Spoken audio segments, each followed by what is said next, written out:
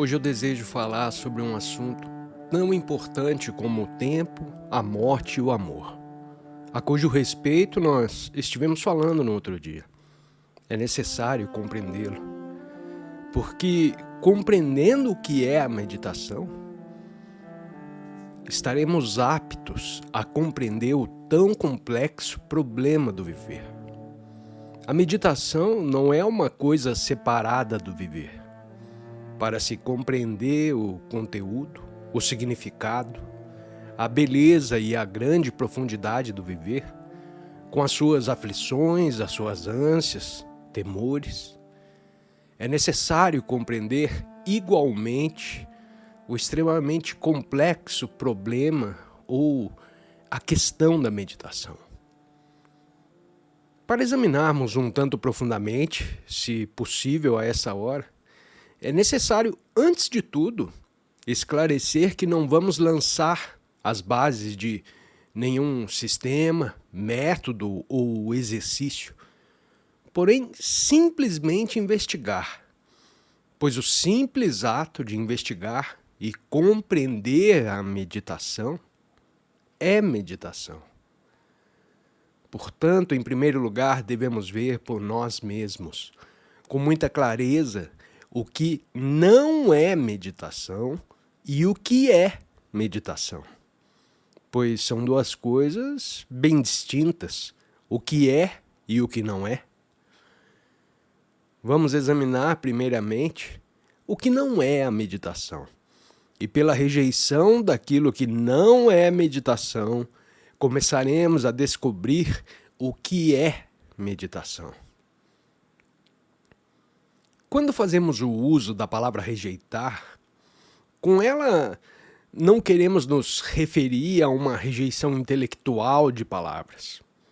Porém, antes disso, a rejeição daquilo que pensamos ser a correta maneira de pensar.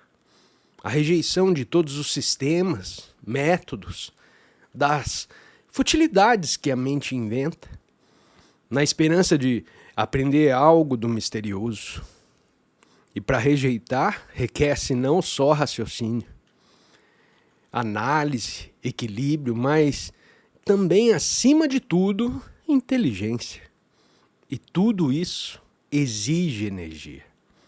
Não se pode rejeitar coisa nenhuma apenas verbalmente, pois nesse caso a rejeição não tem nenhum significado na vida.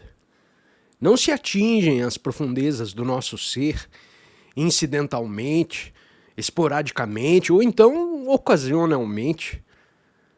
Rejeita alguma coisa, mas se percebe de maneira total o significado de uma coisa.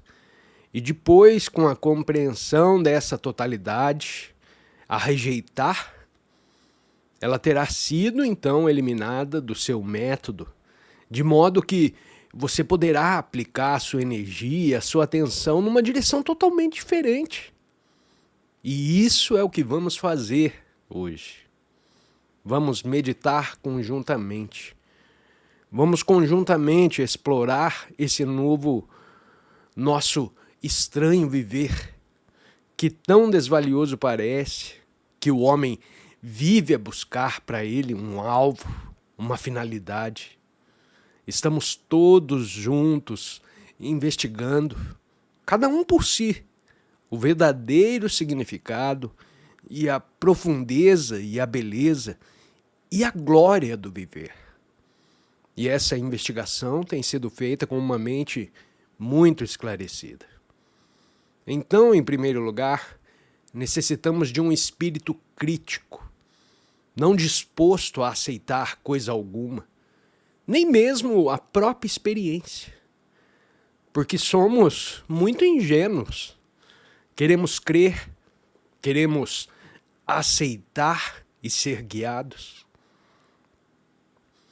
E visto que a nossa vida é tão cheia de incerteza, de confusão, de mesquinhez, temos esperança de que um certo guru, um certo método, mesmo que seja algo muito antigo, nos ajudará de alguma maneira a transcender esses conflitos, essas angústias.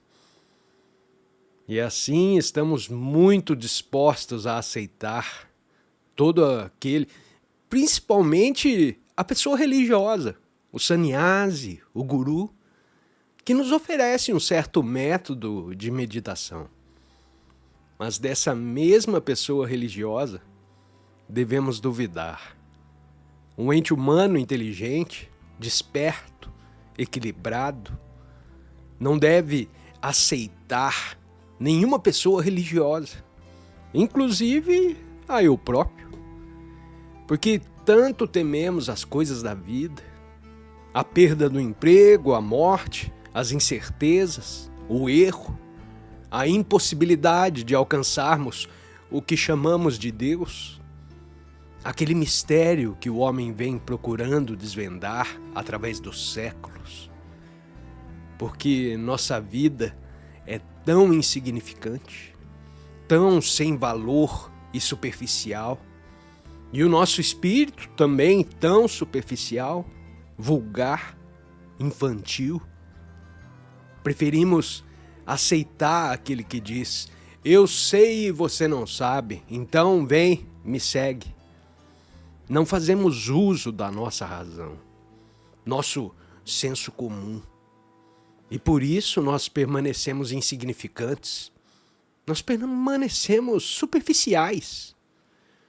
Mas se você começar a questionar, se você começar a duvidar, se você começar a exigir, a ser impiedoso com você mesmo e com todo aquele que te oferece algum método, você vai estar então no verdadeiro estado de investigação.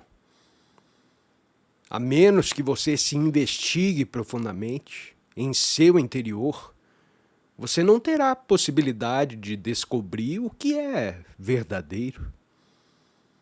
Ninguém pode te levar a esse descobrimento. Entenda isso. Ninguém. E por consequência, nenhum sistema. A verdade não é uma coisa estática que fica à sua espera enquanto você segue um sistema uniforme, enquanto pratica dia a dia um certo método, enquanto aprimora sua mente e o seu coração para alcançar aquele estado a que chama a verdade.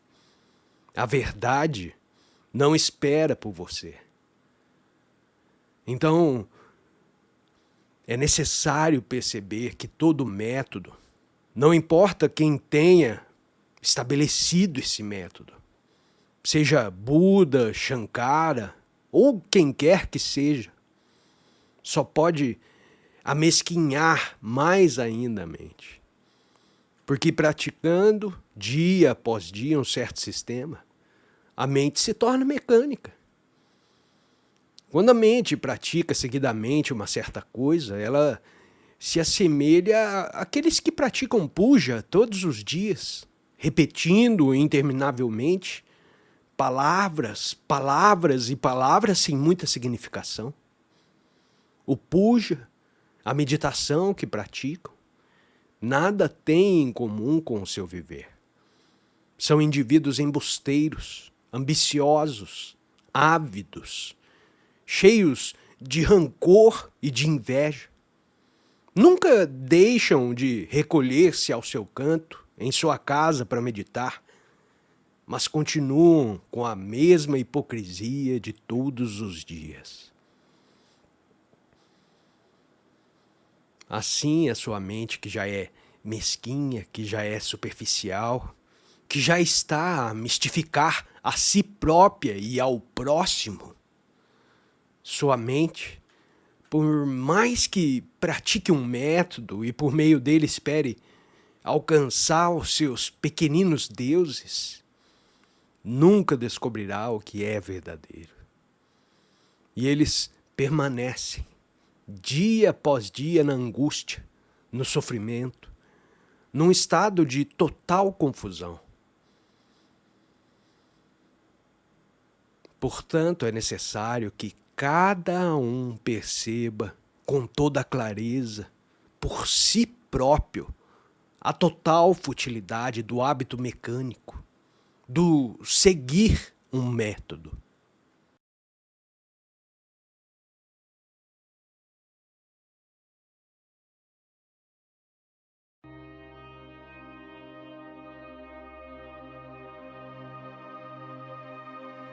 Entenda, por favor, que nós estamos aqui investigando juntos. Você não está aceitando a minha palavra. Não está substituindo o seu guru por esse orador. Isso seria verdadeiramente desastroso. Mas nós estamos aqui em comunhão, com o fim de descobrirmos a verdade, de descobrirmos por nós mesmos o estado de espírito próprio da meditação. Descobrir esse estado de espírito e não o como meditar.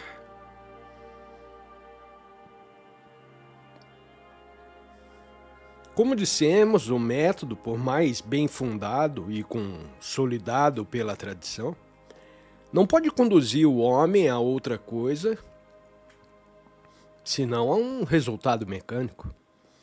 Você pode ver e praticar uma certa coisa diariamente, mas isso não libertará a sua mente das penas e da solidão e da agonia da vida. Temos de compreender isso, e não um certo Deus espúrio inventado pelo homem. Todos os deuses são invenções do homem, porque a verdade não pode ser descrita. O desconhecido não pode ser formulado em palavras. Ao que não tem nome, não se pode dar nome. A mente tende a alcançá-lo impremeditadamente, inocente, fresca, não contaminada. Assim sendo, o método, a infinita repetição de palavras, não levam ninguém à verdade. Tampouco as orações, que são meras súplicas. Você ora porque deseja felicidade, prazer, porque deseja algo. Deseja a paz na terra e por ela você reza. Você não pode ter paz na terra rezando. Só haverá paz na terra se você for pacífico. Deus não vai te dar a paz. Você tem de ser pacífico. Quer dizer, sem rivalidades, sem ódio, sem violência, sem as divisões de nacionalidades, sem ser muçulmano ou hinduísta, ou sikh, ou parsi, chinês, russo ou americano. Você tem de ser pacífico. E então terá a paz na terra. Quando em seu coração, em seu espírito, você é pacífico, então você não ora, você não precisa de ajuda alguma. Assim, as orações das igrejas, dos guias e dos santos, que estão simplesmente explorando o povo, nada significam, nenhum valor têm. A oração poderá produzir um certo resultado, um resultado mecânico. Há pessoas que rezam não para terem Deus, para terem paz, mas para terem as coisas que desejam. Desejam geladeiras, casas, prosperidade, desejam dinheiro, desejam passar nos seus exames.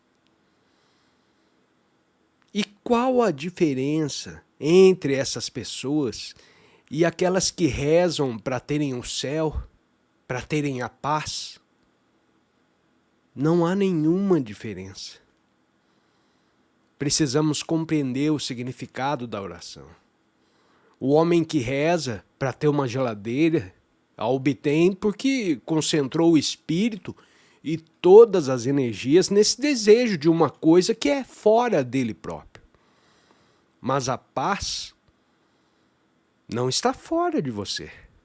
Você tem de criá-la, de torná-la existente. Você deve deixar de ter uma nacionalidade. Nós estamos aqui em comunhão uns com os outros. Você não está apenas a me escutar. Se deseja a paz, você deve deixar de ser um sikh, um muçulmano, um parsi. Você tem de trabalhar pela paz. E a oração é uma fuga a isso. Assim sendo, os métodos, a repetição de palavras, a repetição de orações, não conduzem o homem à verdade, visto que são processos egocêntricos a serviço de interesses egoístas. E a mente vulgar que ora, que pede, que solicita, que repete palavras em circunstância nenhuma, pode descobrir o que se acha além das palavras.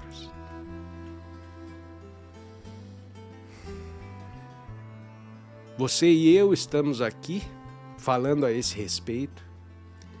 Estamos rejeitando tudo aquilo, seja não verbal ou intelectualmente, porém realmente, porque se trata da verdade. Não porque eu estou dizendo, mas porque é o fato. Quando se percebe claramente uma coisa como fato, nós a colocamos à parte, porque já não tem significado algum. As várias posturas de uma pessoa que ela assume na chamada meditação, o respirar corretamente, o sentar-se corretamente, e as demais exterioridades superficiais, elas têm um certo efeito de aquietar o corpo. Naturalmente, se uma pessoa se põe a respirar regularmente, tranquilamente, o organismo físico se torna quieto. Mas sua mente continua superficial. Não se pode tornar a mente ampla, profunda, sã, vigorosa e lúcida por meio da respiração. Você pode fazer isso durante 10.000 anos e você vai continuar com a mesma mente vulgar. Portanto, isso também precisa ser colocado de lado. Além disso, há também as novas drogas que estão se experimentando na América, na França. E muitas pessoas tomam elas para terem uma experiência extraordinária do real. Pensam que, tomando uma pílula, se transportarão ao Nirvana. O efeito dessas drogas, não que eu as tenha experimentado, é esse. Tornam temporariamente o sistema nervoso supersensível, super aguçado. A mente se torna muito alertada, muito sensível, penetrante, lúcida. Ela vê as coisas muito mais intensamente. A flor se torna então muito mais bela. Mas os efeitos dependem da pessoa que toma a droga. Já tem ligeiras disposições artísticas ou filosóficas, ou superstício religiosas. Terá a adequada experiência, talvez, e essa naturalmente lhe dá um extraordinário sentimento de ter aprendido algo de misterioso. Como sabe, se um homem toma uma bebida alcoólica, esta o ajuda a vencer as suas inibições, e ele se sente, naquele momento, extraordinariamente livre. Fala com desembaraço e sutileza. Mas nem o bebedor, nem o homem que toma drogas de qualquer espécie está mais perto do real. Talvez o pecador, o homem que não toma drogas, não segue gurus, nem se senta numa certa postura, pensando, meditando, mesmerizando-se. Talvez esse homem que vocês chamam de pecador, talvez ele esteja muito mais perto, porque ele não finge ser o que não é e sabe o que é.